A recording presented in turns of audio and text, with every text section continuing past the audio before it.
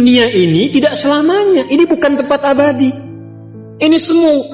Dan kehidupan kematian yang berlangsung di dunia itu sejatinya memberikan kesan kepada kita untuk belajar. Kumpulkan bekal bagaimana caranya di dunia ini berhasil, di akhirat meraih kemuliaan. Itu yang dimaksudkan surah Al-Mulk itu. Surah 67 di ayat yang kedua.